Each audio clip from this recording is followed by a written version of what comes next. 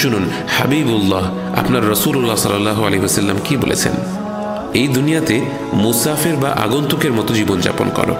এই জীবন যাকে আমরা এত ভালোবাসি, জেতার জন্য প্রতিযোগিতা করি, একে অপরকে হত্যা করি, পার্থিব বিষয় নিয়ে যেখানে ভাই ভাইয়ের সাথে কথা বলি না, বিশ্বাস করতে পারেন রক্তের সম্পর্কের ভাই একসাথে বেড়ে উঠেছে, অর্থ, ব্যবসা, গাড়ি, স্ত্রী নিয়ে হয়তো কোনো মনোমালিন্য হয়েছে, এখন মুখ দেখা বন্ধ।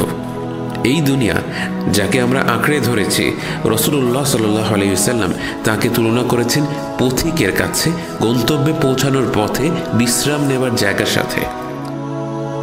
আন্তর্জাতিক বিমানে যারা চড়েছেন তারা ভালো বলতে পারবেন, আপনার বিমানটির ট্রানজিট বা যাত্রা বিরতি হয়েছিল আবু ধাবি বা দুবাইতে।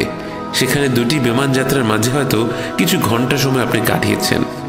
কখনো কি এই চিন্তা করেছেন মাত্র কয়েক ঘন্টা হাতে আছে, যাই একটা বিড়ি কিনি বা একটা সংসার পাতি বা একটা লাভজনক ব্যবসা শুরু করে দিই? আমরা এভাবে চিন্তা করি না, কারণ আমাদের হৃদয় দুবাই এয়ারপোর্টে নয়, বরং চিন্তা করছে আমাদের গন্তব্যের কথা। আপনি জানেন আপনাকে চলে যেতে হবে, আপনার কানেক্টিং ফ্লাইট কয়েক ঘন্টার মধ্যেই রওনা দেবে, আপনি জানেন আপনাকে অমুক নাম্বার গেটে যেতে হবে।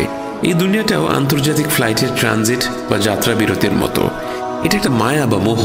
কি নিয়ে যাবেন,